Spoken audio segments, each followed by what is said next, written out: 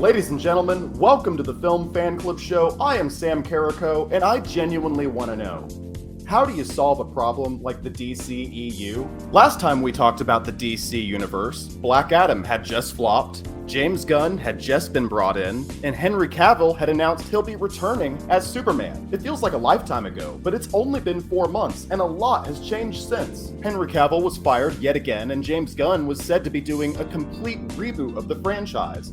Except not exactly. When his slate of films was unveiled, we got a mix of old and new. Yes, we'll be getting yet another reboot of Superman and Batman, but Viola Davis is also returning as Amanda Waller, and a Wonder Woman prequel series was announced. Why does Henry Cavill have to be fired, but Viola Davis is coming back? Not to mention James Gunn constantly casting his wife in all these projects. But now we've entered the final year of the artist formerly known as the DCEU, and this year's films look like dead men walking. The Flash stars an alleged criminal after a widely publicized series of incidents and outbursts. Not enough is really known for me to make a prediction for August's Blue Beetle release, but another huge question mark for me has been Shazam, Fury of the Gods. The first movie was actually pretty good. This sequel could have been a turning point for the DCEU, beginning the process of salvaging what's left of this current universe. This movie bombed, though, with a $30 million opening weekend, and what sucks is, the movie is not that bad. At its heart, Shazam 2 is a family movie, and I really liked the family dynamic between Billy Batson and his adoptive siblings. There's a great moment early on when we're establishing the family of heroes, and their interactions feel natural and endearing. Zachary Levi is pretty funny in the role and has good chemistry with his on-screen siblings. Grace Curry is also great as Mary Marvel, and I enjoyed her elevated role here. The movie never abandons the family-friendly tone, but director David Sandberg is originally a horror filmmaker, and he does get a couple moments to really show off his creepy cred here. I really like our intro to villains Lucy Liu and Helen Mirren, where they take over an entire museum. It's really scary at times. The inclusion of such prestigious veteran actors is nice, but unfortunately after their introduction scene, their characters do feel pretty thin. Luckily, there is a twist about halfway through the movie that gives it a much-needed shot of adrenaline. And I want to emphasize, this film is far from perfect. Like I said, the second act starts to drag, and the climax suffers from a lot of the big CGI nonsense that so many superhero films nowadays do. There's also a bit of product placement towards the end that is so egregious, it just took me right out of the film. This is no Joker. This is no Zack Snyder's Justice League. It's no Dark Knight. And while it may not save the DCEU, I did enjoy myself seeing it in the theater, even if I'm the only one who did. Okay, and joining me now to react to my monologue and share his thoughts on Shazam 2, we got King Castro from the Comic Cons podcast. What's up, man? How you doing, brother? Thank you so much for having me on, man. It's a pleasure to be here.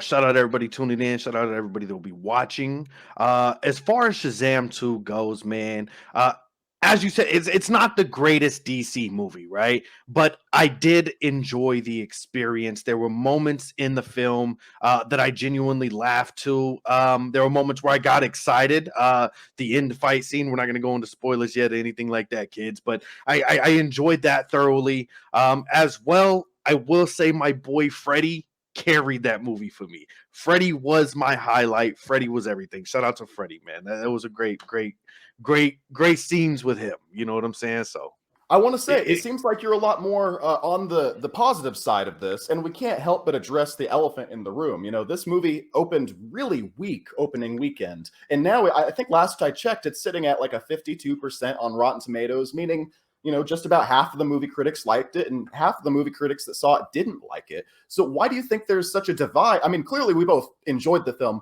I say I enjoyed it more than Ant-Man even. I thought it was better than Ant-Man. So why do you think so many people didn't like this movie? So let's go ahead and redirect the mindsets of the people that are going to watch it after this, right, guys? Just go in and look for a fun experience. I feel like maybe we took the Shazam story too serious. It's a kid, you know what I mean, that turns into a superhero. I feel like too many people are going in looking for that dark feel that the Snyderverse has, been carrying on for so long. I feel like it didn't have that. It was just a fun movie. I feel like if you go into it with the mindset of let's have fun, this is a fun film, it's going to be excellent. If you go into it looking for, just a diehard superhero film, it's not going to be that. You'll never have that. The story's not that great. You know what I mean? It's not the best with keeping your attention and things like that. But it was fun. Like I said, that's my big selling point. It's a fun movie. Go have fun with it.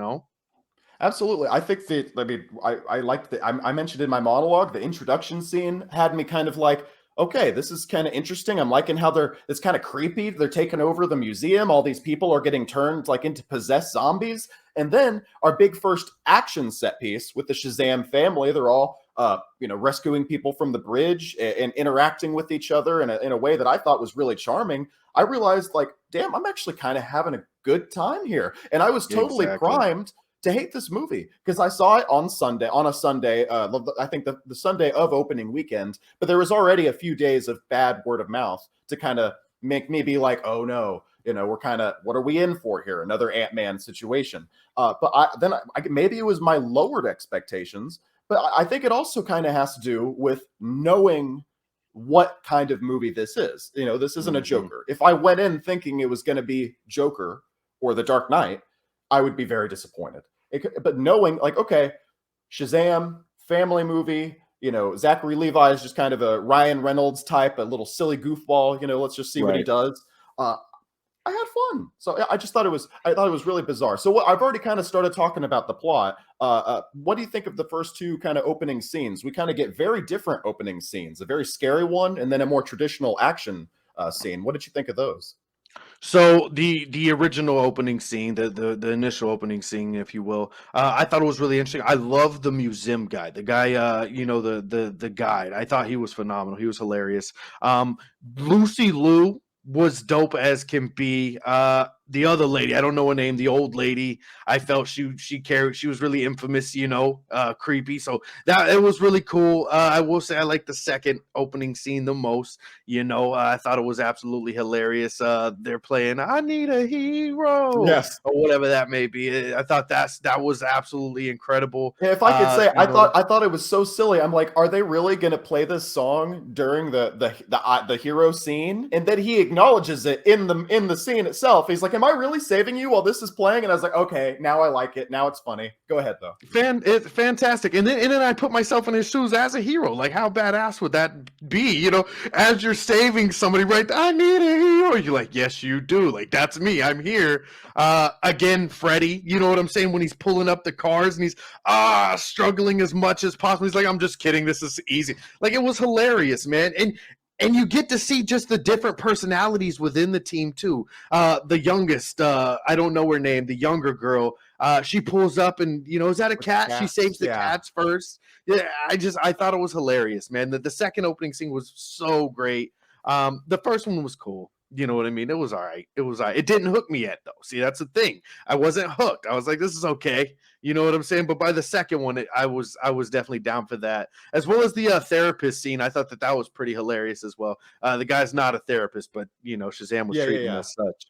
It's like Yeah. I get it because it's like it's a good way to do exposition, but also in a way that feels natural to the plot. It feels funny because really that scene is like, all right, let's catch the audience up with how it's been for the last couple of years, and I thought that worked well as far as giving exposition goes because that's always hard to do. But you hit on something that I think this movie is a big part of this movie that works for me. It's kind of we're not children, either of us, but it's kind of like a child power fantasy. A young Right. boy or girl wants to go and feel empowered. Like, what if I was a superhero? That's kind of what this story Exactly, is man. perfect for. Exactly. I agree 100%. I mean, that's the big thing with, I mean, why sidekicks were made in the first place. Everybody was an adult for the longest of time. You know what I mean? And then you get guys like Robin and things like it gives that kid this is what it would be like. This is what it would be like to be that superhero. You know what I'm saying? And you can't trade that feeling. I'm a grown ass man. I'm 28 years old and I still watch these movies and I'm like, what would it be like if I was this superhero? So, you know what I mean? There you go, kids. That's it. That's the feeling right there. I want to bring up too, man. While we're at it, I love the duality in the family. I just love all the personalities, and that's something I felt they captured throughout the whole film. Man, was just all the different personalities and how they work together. I thought that was one thing. That's probably my favorite thing about the whole entire film. Is just the different personalities. Man, I thought they executed that phenomenally. Yeah, the So family dynamic is a huge plus for me as well in this. I love the way they interact with each other. You really feel that like so many movies try and do a feel good kind of found family storyline. And mhm. as far as cliche as that can be sometimes, I was really pulling for them in this movie and it really worked for me. And another thing is, I think the directors or somebody in the filmmakers behind the movie had kind of during the promotional material for this kind of teased this as like this is basically like a Justice League movie. And I was like, well, okay, whatever. But then really the way they flesh out each character in the Shazam family, I was like, yeah, kind of is like a little mini Justice League It movie. is. It It's a works. superhero team up. It's a superhero team up, man. You know what I mean? Uh, Absolutely. I felt they executed that. That was the best part of the film for me. Again, man, mindset. Go into it to have a good time. You're gonna have a good time. You know what I'm saying? It's a kid superhero team up. There's still adult, Right. things going on, but it's a kids movie. Uh, For the whole family is, I guess, the best way to describe it. right, A good movie that's good for the whole family. Um, 100%. that's really There's hard to do. It just can't get over how hard that is to do. How it is to make really believable characterizations for so many different characters. Because like all the Marvel movies, they have the individual films to kind of lead up to their right. team up movie. But this movie, it has had a big task, and I think it accomplished it really well. And I'll say, I mean, on the first Shazam, I mean, the Shazam family just kind of got thrown into it at the Right. end. You Hmm. know what? It's just this exists now. What of it? Now that we've watched the movie, like, where does this leave Right. us? This showed us where it took us. Like, now we have the Shazam family. They all got powers. You know what I'm saying? So I felt like that it was a big deal. I'm glad they addressed that. I'm glad they carried that over to this movie. You It know what did I feel a mean? little tacked on at the end, and I'll say it Right. was skeptical. I was skeptical of that coming into the second. I'm like, okay, because you do wonder, like, okay, what makes this character special if there's 10 of them, or if there's six? Excuse me. Right. What makes this character special if there's six of them now? And I think they did it, and they do kind of. I guess we're going to have to get into spoilers a little bit as I throw up the spoiler banner. I'm They here for handle it. the way they handle that is by taking away everybody else's powers halfway through the film, and now Mhm. Billy is reduced to being the only one with powers. So I guess let's try and move a little bit more chronologically through the film. But now with the spoiler banner up, I do want to talk about something that's a little bit more spoilery. Is the inclusion of Rachel Zegler from West Side Story? I believe her character in the movie is named Anne, and the Mhm. twist with her actually kind of got me. I wasn't expecting it. The halfway through the movie, we reveal that Rachel Zegler, the classmate of Freddy, is one of the bad guys. What did you kind Mhm. of think of that? Did it get you? What did you think of the reveal and her character? So I also didn't expect it. First off, I thought Rachel Zegler, is that her name, did phenomenal in the part. I thought she was just a love interest in Freddie. Man, he's a Right. geeky, dirty little dude. Has some swagger to him. I gotta say, he's kind of funny, man. If I was a chick, shout out to Freddie, man. Go do your thing, young man. But you know what I'm saying. I definitely didn't expect it. I loved how they threw it in. It happened during the rooftop scene. Am I correct? Yes. Yeah. Yeah, yeah. So I thought that they did that really well. You know what I'm saying?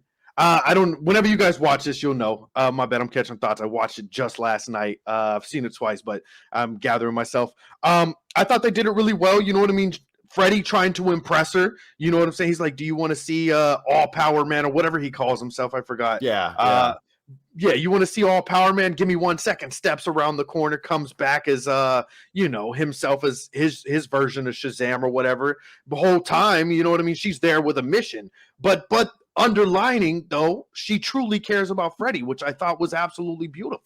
You know what I mean? She's there to get back what they stole from Atlas. They're there to kill the Shazam team, the Shazam fam, if you will. But she has feelings for Freddie, and I thought that was absolutely beautiful, man. I'm a sucker for things like that. It was sweet. But I think the way, if I remember correctly, I haven't seen it twice, and I saw it about a week ago now, or last Sunday, so just about 5 days ago or so. And I think if I remember correctly, we, the audience, realize it at the same time as Billy, as Shazam realizes it, and he's separated from Freddy, so Freddy doesn't Mm-hmm. realize it, but Billy and we, the audience, realizes it. So just the way they kind of brought in that tension of knowing our character's in trouble without him knowing, I Mm-hmm. liked that. I was like, oh no, we got to go get Freddy, and they took care of that really well. I thought that was well done. And then of course we have the classic trope of, I think it was Lucy Liu is the character. Yeah, 'cause she's the one riding the dragon at the end. We have the classic trope Right. of like, oh, I thought we were just trying to save our home world, and then we realized that like one of them is like, no, I want to take over this world too. A little So thin. Go with ahead. that though, I didn't even see that. I thought the old chick was the main villain. I thought she was the one Yeah. leading the pact, and then out of nowhere, boom, shout out. I was like, and we have Lucy Liu in the film. How is she not the lead bad guy? And then Yeah. boom, out of nowhere, she is. She's the one. She's the bad one in the movie. I loved that part. Did you not like that? I just think that it reminds me. I can't. A lot of the times, people reference Man of Steel as kind of a villain being a little over the top because there's a moment in Man of Steel whenever Zod shows Superman a vision of a literal like mountain of skulls, and he's like, "This is what I'm gonna do to your." And it's like some people think it's badass, and some people think it's a little over the top and a little one dimensional. And this, I can't help but be reminded of that whenever Lucy Liu, I think, is like, oh, I'm just gonna just destroy this world. And then I think it's a little even like over the top whenever I can't remember how it's said in the movie, but Rachel Zegler says something like, oh no, if you plant that here, it'll be bad for Earth, even though it's good for us. And she's like, yes, I'm going to do that because I am evil. And I'm like, okay, I get it. Okay. Right. So a little thin. It's not like we're getting like a Joaquin Phoenix Joker type of villain here, someone that's really Right. fleshed out. It's just kind of, I am bad and I am evil, which is fine. It's fine. I had fun with that. Again, mindset though, right? Yeah. I just feel like I want to take my superhero film serious. I get it. I get it. I understand where everybody's coming from, but with this movie in particular, I just feel like, man, you're gonna get the on the nose, things like that, man. It is what it is. You just got to take the punches and run with them. I felt Lucy Liu did her thing. I enjoyed her character. You know what I'm saying? It's hit and miss, man. The whole movie's hit and miss, brother. You know what I mean? But as I said, there's some things I liked about it. You know what I mean? Some things I didn't. Yeah, I think you said it well, and that kind of is the thing we keep returning to. Yeah, in a movie that's kind of for the whole family, it's not really.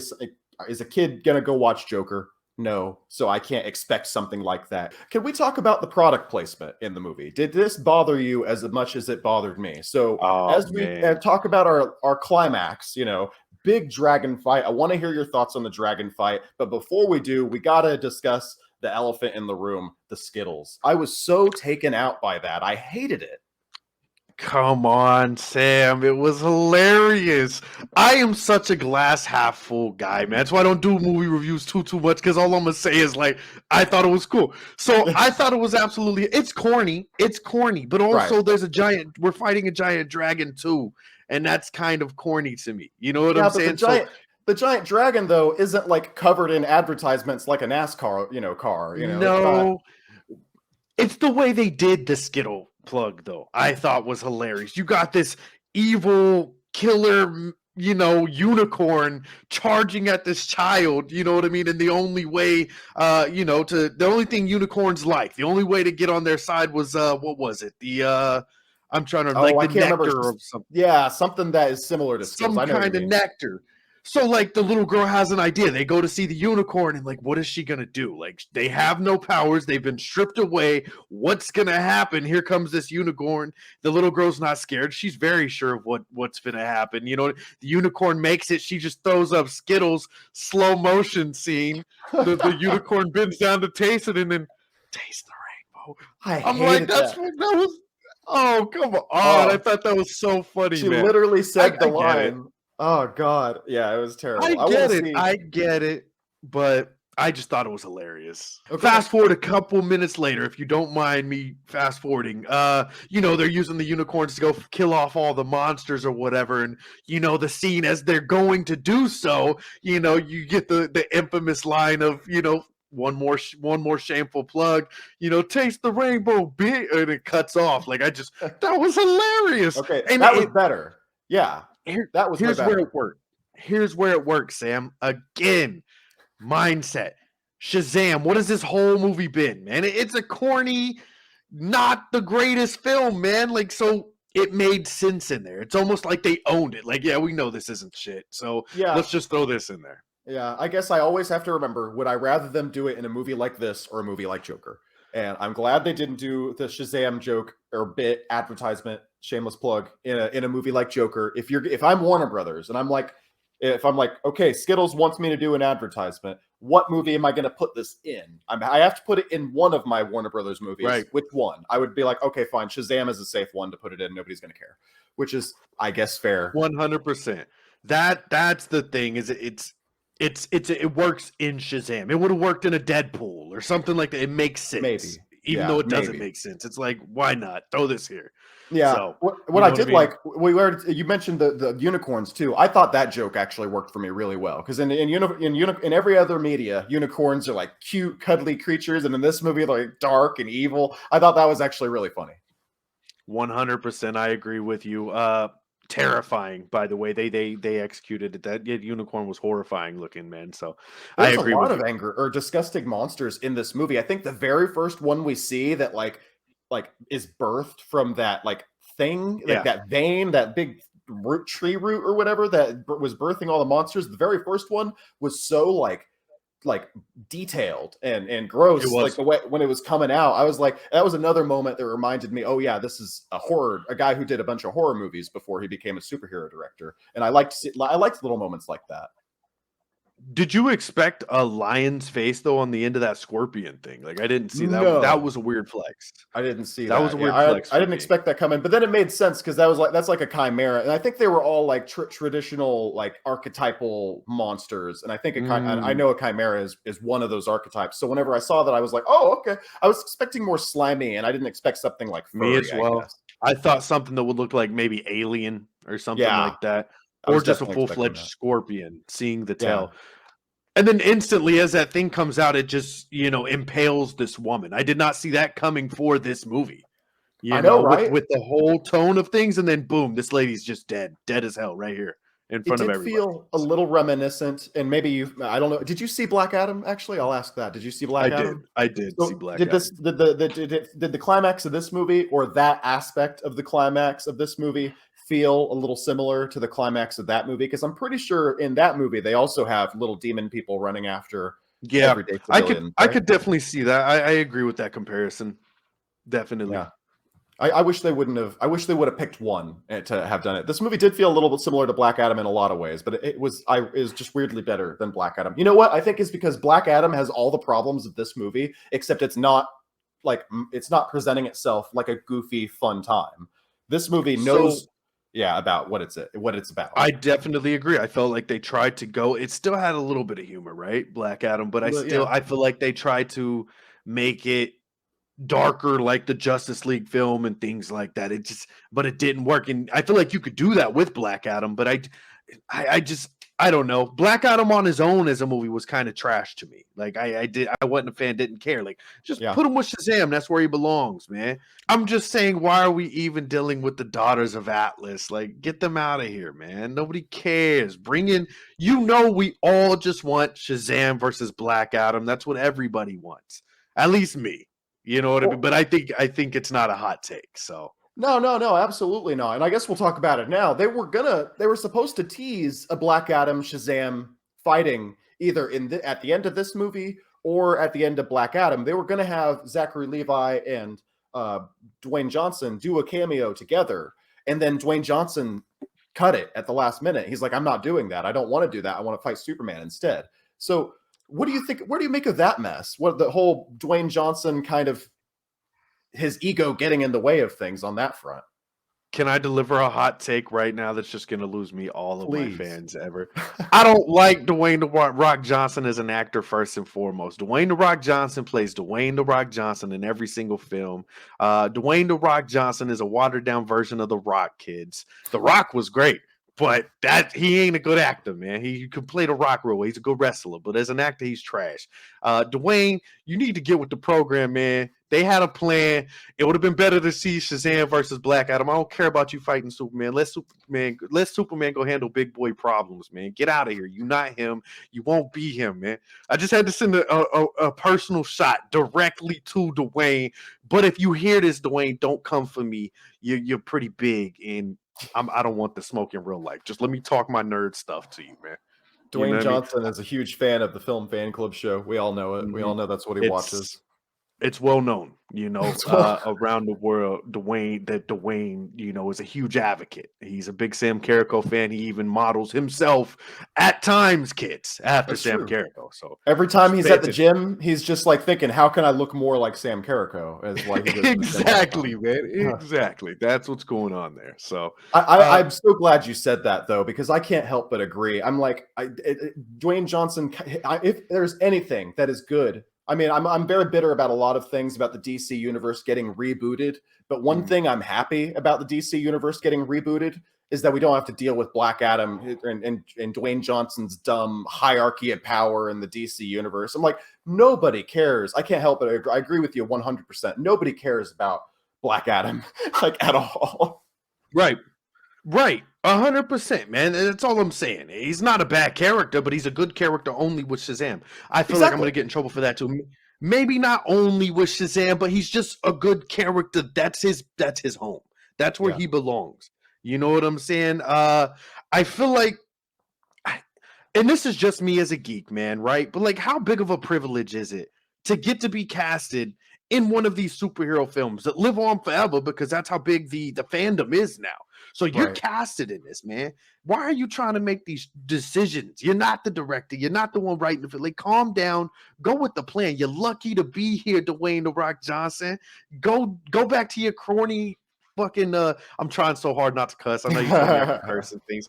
Go back to your fast movies. Those are trash too, man. Just go be where you need Oh, to he can't be even with the be. rest of your Oh, he can't even be in the Fast and Furious movies because he pissed off Vin Diesel too much. So Vin Diesel's like, I won't work with Dwayne Johnson anymore. So like Dwayne Johnson's like, let me go ruin DC. Anyways, we have a whole episode about Black Adam. And it was not good. Mhm. We got to wrap it up here in the next few minutes, but I do want to talk about the big last battle with the dragon. A big Shazam fighting a dragon. How can you not love that? A little bit of a they did the blue beam in the sky, as every Mhm. superhero movie does. It's kind of a meme at this point, and at one point, this movie also has a blue beam in the sky. So I got to knock it for that. Wish they didn't have that. That's okay.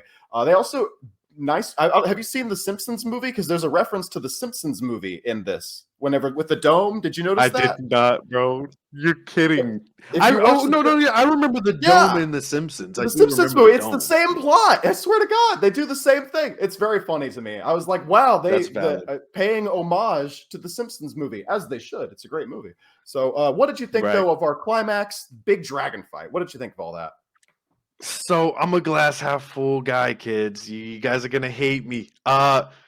I thought it was cool, man. Like I said, I think the dragon's corny anyway. So I'm on board for it. You just gotta accept these flaws in the film, to enjoy it. I think a dragon is corny.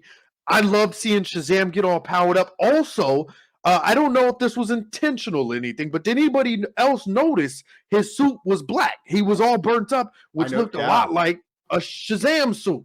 Or not a Shazam, a the Black Black Adam. Adam suit, I thought kids. I noticed I that too. don't I don't know if that was like an on purpose thing or what was going, but that I was like, he looks like fucking Black Adam. That's really cool. I don't know why it's happening, but it's cool. I love just seeing him power up, punch the shit out of the dragon, knock his jaw. Thought it was good. The emotional bit at the end I thought was done beautifully. Also, before we do get out of here, too, I want to shout out whenever all the family came together, including the mom and the dad. I thought that was a Oh, cool sweet. scene. Yeah. I thought it was really good as well. Like when the dad rushes off and he's like to the battle wagon, or like just fucking hilarious. Like, come on. Yeah. That also the guy that plays the dad, he's a cool He's guy. good. I I do like really him. enjoyed his character. He's cool. He belongs in the DC. He can stay there forever.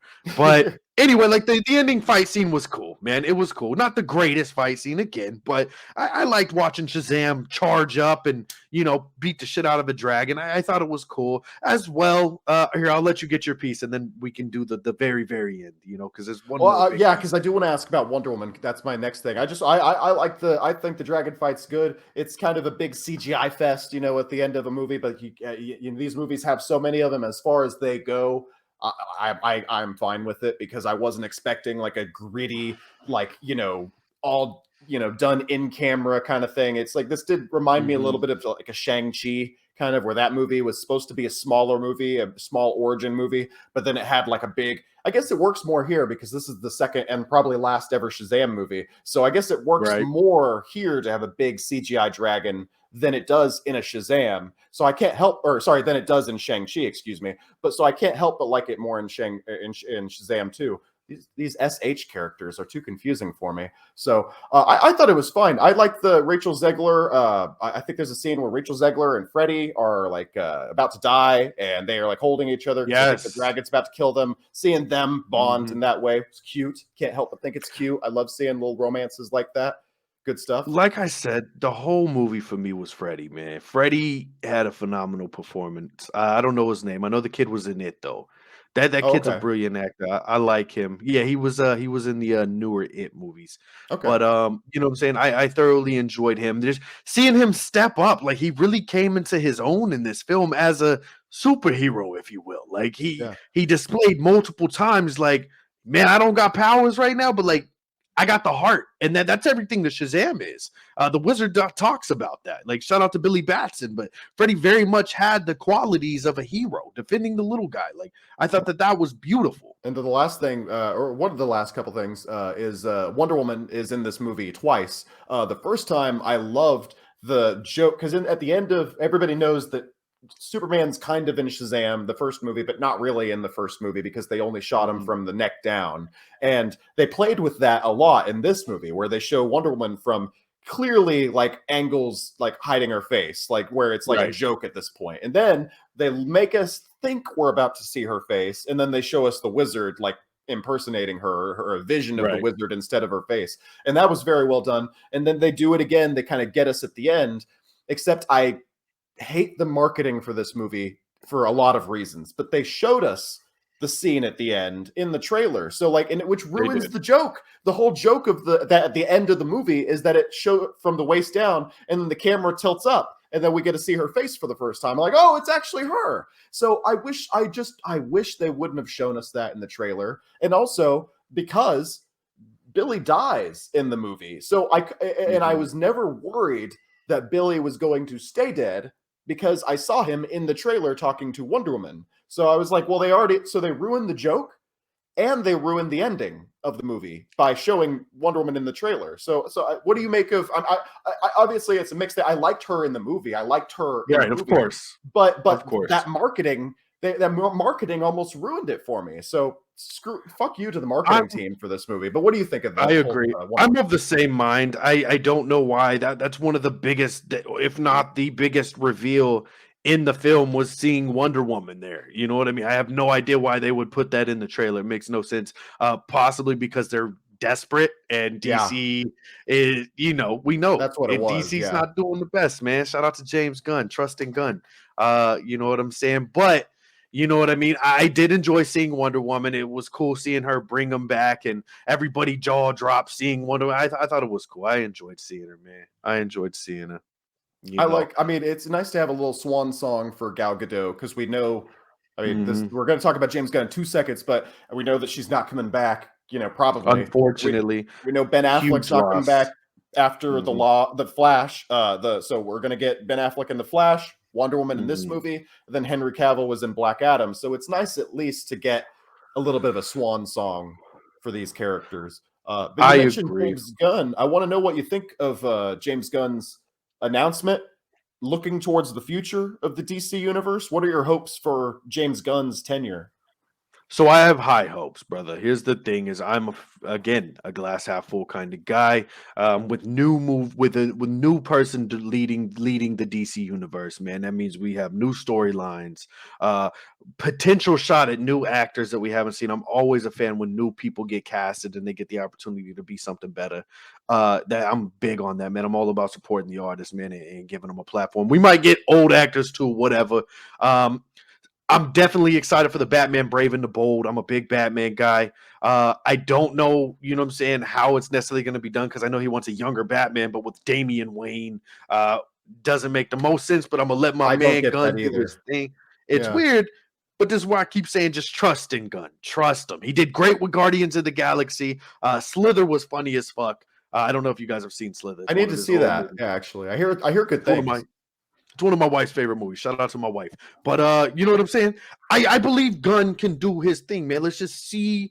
I'm willing to give him a shot, bro. I'm willing to see. Also, like, we're not going to be losing completely, kids. No matter what Gunn does, we still have DC Elseworlds, which is going to be like separate little mini DC films. We got Robert Pattinson still out here bat fucking it up. You know what I mean? So like that's what we need, guys. We'll be fine. It'll be okay. But have you heard about this all this Snyder shit going on currently? The full circle stuff. Like, potentially we might still get his movies. I don't know. I was doing some research on that yesterday. I'm very skeptical that we'll get any more movies from Zack Snyder. And I'm glad you brought that up because I'm a big Zack Snyder. I like Man of Steel a lot. I think the Ultimate Edition of Batman versus Superman is actually a really good movie. The 3-hour cut that they released on Blu-ray, and of course Zack Snyder's cut of Justice League is I think phenomenal. Yeah, so I'm a big Zack Snyder fan, and I really think if they would have stuck to his vision, they could have had a really good franchise, and they kind of squandered that, unfortunately, because they didn't trust in Zack Snyder. So I'm of two minds about it. So to answer your question, I think the full circle thing is like maybe a Snyder Con or like a. And I have heard of the Snyder Con coming, right? So it makes sense. Right, and they're going to do like a marathon of his movies, and he'll do a Q&A and stuff like that. And I don't think it's going to be another movie, unfortunately. But so I have to say though, because I wished they would have trusted in Zack Snyder, I can't help but pay the same courtesy to James Gunn now and trust in his vision and hope that after 2 or 3, 4 movies, we have a good cohesive DC universe, because I think that's what we all want. Definitely, I agree. As far as Snyder goes and potentially getting other films, like, we can only hope, right? We can only hope. But it's almost like people saying Tupac's still alive, kids. You know what I mean? Come on. We're probably not going to get the films, but I would love to see a continued Snyderverse. That'd be 3 universes. As far as James Gunn goes, though, like I said, man, trust in Gunn. I feel like hashtag trust in Gunn. I feel like it's potential. It could be good, man. Let's just see. Give the guy a shot. He's done well he brought Guardians of the Galaxy to life. You know what I mean? Phenomenal film. His Suicide Squad movie was also fantastic. I love that one. Suicide Squad. And that's in the Snyder universe. You know what I'm saying? Yeah. Phenomenal. So let's just see what he does. His lineup's a little questionable. We'll see what it is. Obviously I have my own opinions on what I would have done, but I'm not a director. I'm not James Gunn. So shout out to him. I think it could be really cool. And then, guys, don't worry. We still have Elseworlds. No matter what, we got Robert Pattinson to save the day, kids. Don't worry about it. You know what I mean? We'll see. I think things will work out, though. That's a great point. No matter what happens, I'm also skeptical of Batman: The Brave and the Bold. Because are we going to do an older Batman, a young Superman, or an old father Batman, but a 20-something Superman? I don't understand. But I'm like, no matter what happens, I love the Batman with Robert Pattinson is great. I will happily take a sequel to that. I will happily take a sequel to Joker. So I'm still like, no matter what happens, I'm still going to be a happy camper with DC coming in the next couple of years. One last point, man. I want to make this very clear, okay? Like I said, we're getting the Elseworlds, which are going to be separate stories, you know what I mean, and not trying to be connected. And then you got James Gunn, who's trying to do the Marvel thing. I've heard this argument time and time again, and I feel like it's kind of true. Guys, we're trying to copycat Marvel, and it just ain't working for DC. I hope James Gunn is the one to bring it together. But again, to weigh in on Elseworlds, they're separate fucking movies, man. And that's what DC did best back in the day with all the different little Batman films and the different Superman films. Absolutely. Doing them separately has worked for you guys. Yep. Maybe Elseworlds is the answer. I'm excited for James Gunn, but I really feel like Elseworlds might be the best. The best content we're going to get. We'll see, though. We'll see. I completely agree, because you don't have to worry about sequels. So that's how Joker was so good. They weren't worried about, ironically, I'm excited for Joker 2, but they weren't worried about setting up Joker 2. They weren't worried about putting in a little Batman cameo at the end to set up the sequel. They weren't worried about any of that. They're like, let's make the best movie possible. And I think that's the best strategy for DC going forward. So as we're wrapping up here, what are your last thoughts on Shazam? Would you recommend people go out and see this movie? And then tell us about Comic-Con's podcast as well. For sure. Kids, I'm one of those guys that's if there's anything superhero, I'm like, here's my fucking wallet. If you're like me, go see it, good or bad, enjoy the fucking film, go into it with the right mindset. Comic Con's podcast, kids, is a podcast I do with my brother Jules, live at Impulse Creations, a local comic shop out here in Tulsa, Oklahoma. Shout out to Impulse Creations. We talk anything from comic books. We do weekly comic book reviews, and then anything from anime, movies, action figure collecting. We're really big into collecting VHS tape collecting. We just try to cover all the nerd news, man. We talk about movies as well. We just talk about anything and everything and all things nerdy, kids, over at the Comic Cons podcast. So tune into that, man. You guys can find that on all streaming platforms, YouTube, Spotify, everywhere else. Follow us on Facebook, all that good shit, man. Thank you, guys. Thank you so much, Sam. It's been a pleasure rocking with you, brother. It's been a pleasure talking to you too, man. Well, like I said, we're going to have to keep this going. I'll keep you in mind anytime there's a new comic book movie coming out. And hopefully if there's any a comic book that's based on a movie, or a movie that's based on a comic, and you want to talk about the source material with me, I'd love to come on your show too. And I want to let our audience know, make sure you check the link in the description, or we'll have a link in the show notes to check out the Comic Cons podcast. I believe new episodes drop on Fridays. Am I right? Yes, every Friday at noon. I'd love to say really quick too, man, to you. Yo, man, holla at me for films that aren't just superhero as well, man. I love indie films. I love romance films. I love fucking film. I'm a film head. That's why I was so excited to come do this, man. I love the way you deliver your fucking content. You're very precise and very accurate with everything you discuss. It's bullet points, and it's so fucking beautiful, bro. Keep doing what you're doing, and anything you want to discuss outside of superheroes. That's my main bag, but I just love movies, man. So holla at you, man. Let's do some film reviews, brother. Excellent. Thank you so much. King Castro hosts the Comic Cons podcast. Thanks again, man.